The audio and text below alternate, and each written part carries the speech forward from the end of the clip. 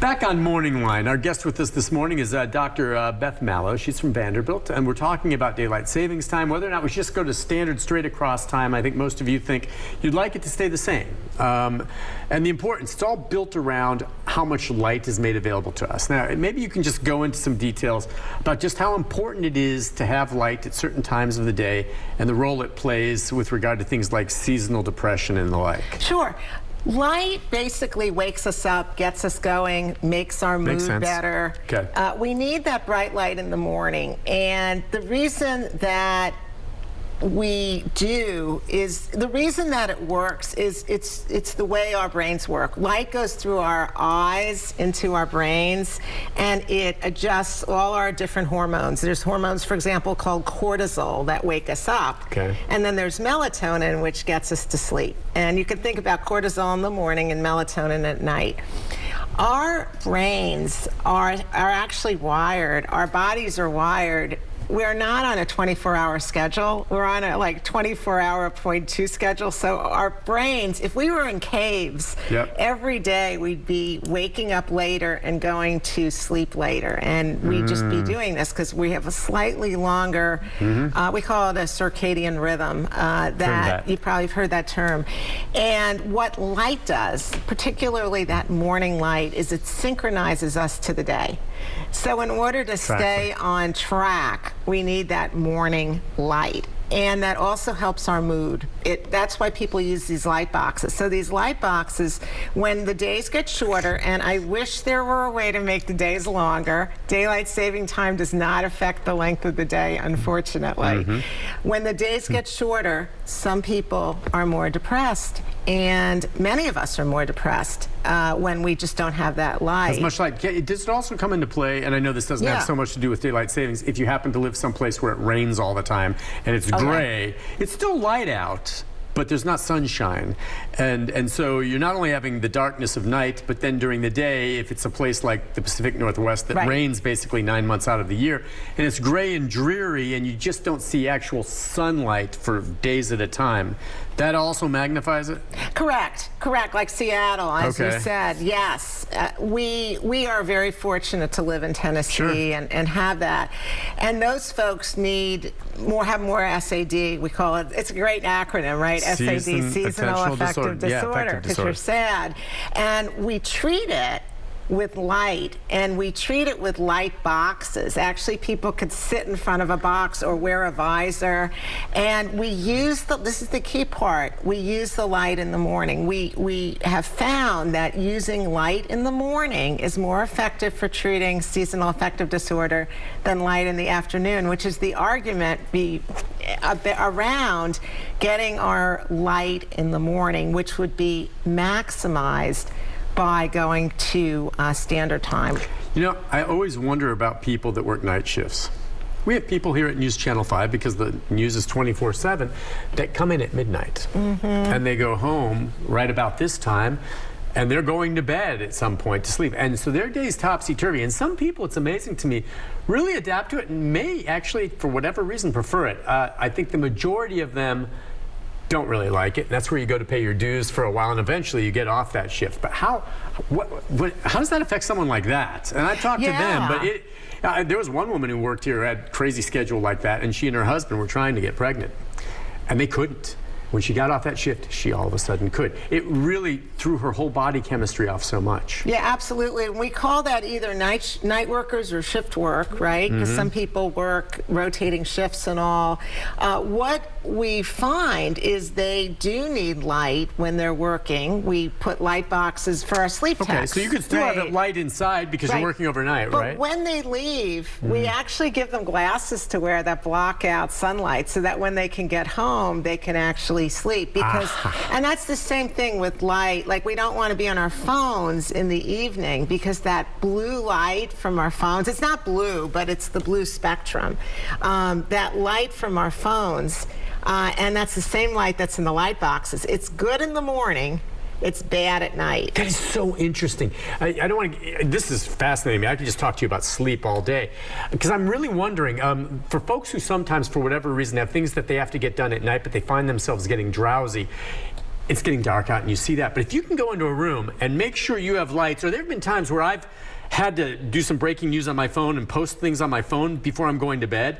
And I'm looking at my phone, and I was tired before I did that. And then I get done, and all of a sudden I'm having trouble falling asleep. Is it because of the blue light from my phone? It is. It Holy may cow. also I be never even thought of that. because of what you're looking at on your phone. It could Well, be it could be that I'm you geeked know, up about having to file this story really quick, and that Right. adrenaline goes. But there have been other times where it wasn't quite something so intense. I was maybe just looking at my phone, reading some articles. It's different than if I'm reading a book. If I'm looking Yes. at my cell phone, all of a sudden I notice wow, I didn't know that. Whereas a book, there's no blue light. I've got a light over my shoulder and I'm reading. That's and the you difference? can dim your phone and you can dim your iPad, guess, but it's geez. not the same. I agree. That's why I tell people to read a real book as opposed to a book on their phone or looking at the news on their phone before bed.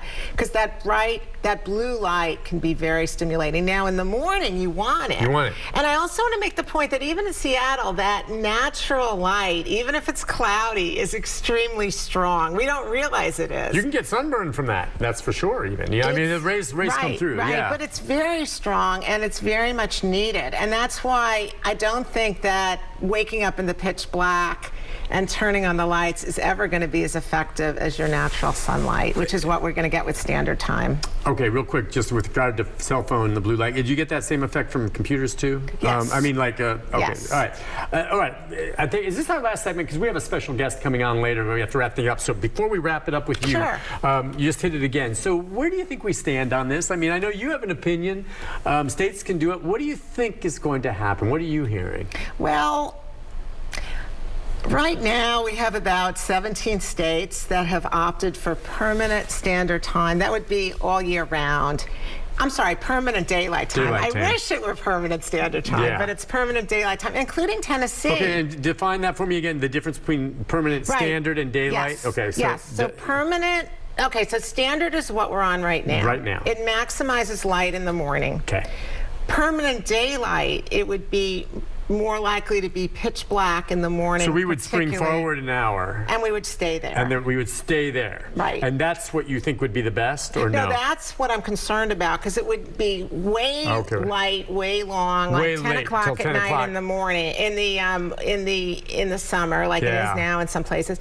But then my biggest concern is about the winter, because it's already dark, and it would be even darker, or you know, it would be sunrise would be later. I think I mentioned Chattanooga, 10 to 9 in January if we were on permanent daylight time. So I am an advocate. I would like to stop going back and forth. I really would. Stay at what we are but at I would right like now. to stay what we're at right now. And we can do it as a state. We don't need an act of Congress. So I testified to the House last year. Okay, that's what I was, And the Senate actually went ahead and passed the permanent here in Tennessee, daylight time for the whole country. Any state that had agreed to do it. I see, okay. But the House said no. The House said, let's look carefully at energy, let's look carefully at health.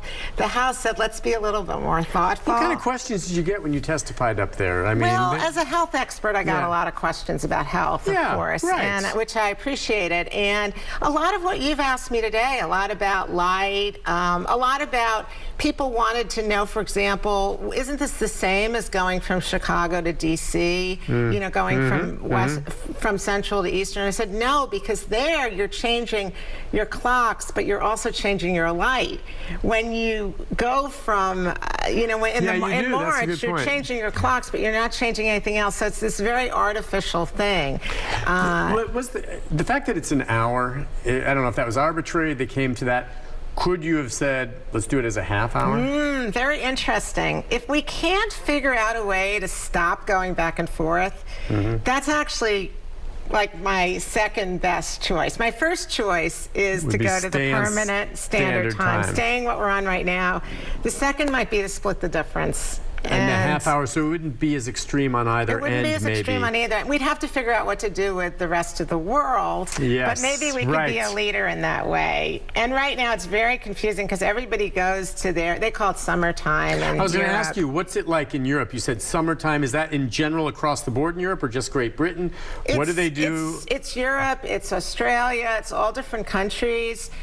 Mexico just opted out. Mexico is now on permanent Standard Time. Is that right? They looked at energy and they decided that the health was more important than the energy. There were minimal energy savings, but the health benefits were higher. So they went to permanent standard. Could the light issues be a little bit different down there just because of where they're located in the hemisphere, and maybe absolutely. It's a different factor there? There's more heat in the afternoon, and that played in. So yeah, I mean, I think our southern states are going to have the heat in the afternoon, where being on permanent standard makes more sense from a health standpoint and just how you feel. And then our northern states, particularly those that are on the western edge of time zones, really would benefit from permanent standard too, because then they would have lighter mornings and they don't have this crazy light at 10 o'clock at night. So the will I don't know then, do you think it's ultimately going to fall to the states to maybe do this? Do you think maybe at some point the House will get on board with the Senate to... Well, the states can definitely do it. They can make a change. They can opt out. But I'm surprised why hasn't it happened here in Tennessee yet? Because I'm pretty darn sure the lawmakers, and I'm telling you, the vast majority of Tennesseans would like what you're saying to go to standard time. Well, I just think that's based on what I've heard. I think it's education. I think just like you were confused, I was confused when I first read about this issue. It's very confusing. You know, turn your clock. Is it light? More light? I don't think people understand it. I think it's up to us as sleep specialists to help explain and to just have a rigorous debate. I mean, I get that it's important to have light in the afternoon. I get that. I want that too.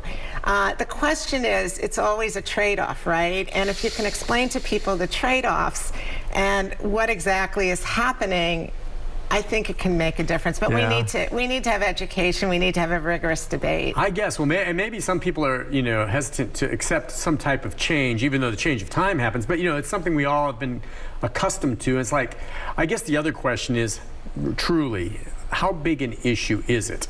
Lawmakers are going to vote, or rather do something if they think their constituents are going to vote for them because they want that, and they're political. And it can be a political issue, frankly. But how big an issue is this? We know lawmakers are dealing with a lot of things: homeland security, budgets, pollution, all kinds of stuff like that. Where does the issue of spending time changing daylight saving come into play? Well, what I would say is if we're getting more sleep and we're more alert and we're less depressed, we're going to be able to handle all those other issues so much better. And that would be a big deal. And they're really, to make the change, I guess, so many things that sometimes are passed by lawmakers come with a price tag. Is there a cost involved with making this change? There really isn't. I mean, we would basically stay on the same thing and we'd be done. There's no price tag involved. And I want to just emphasize, even though it's a political issue, it's not a partisan issue.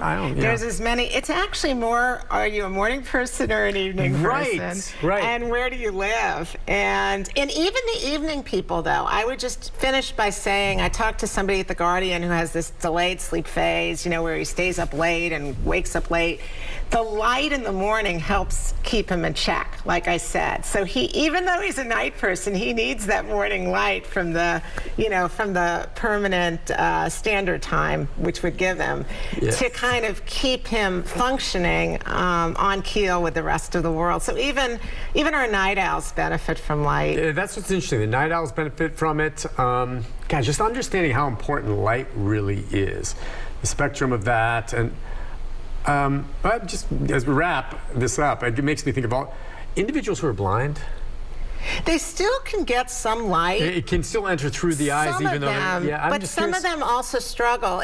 Some of them who are totally blind don't have those light cues, and that's where we have to treat them with melatonin or melatonin-relating drugs to try to keep them synchronized and on track. So light is super important to our brains. It's probably the strongest thing we can do to keep ourselves in check with our world and also keep our mood positive. Awesome. Boy, I've learned a lot, Doctor, from you coming on. Thank you so much for joining us today. It was a pleasure. We'll see how this moves forward, because now I've got a better understanding of it, and I know a lot of people feel strongly about it. I think at some point it's going to change. I really do. I think that's coming at some point for the very points you just made. Thank you for coming on. Thank you so much. It's a pleasure. Did you get good sleep last night, or were you nervous about coming on the show? I was nervous about the traffic. Okay, not about the show. You did great. You did great. Thank you for coming on. Much I had appreciated. a good time. I think we helped educate some people. That's what it's all about. Yeah. We'll take a break. When we come back, we're going to talk Fiddle Dee Farms. I'll explain. Stay with us. We'll be back.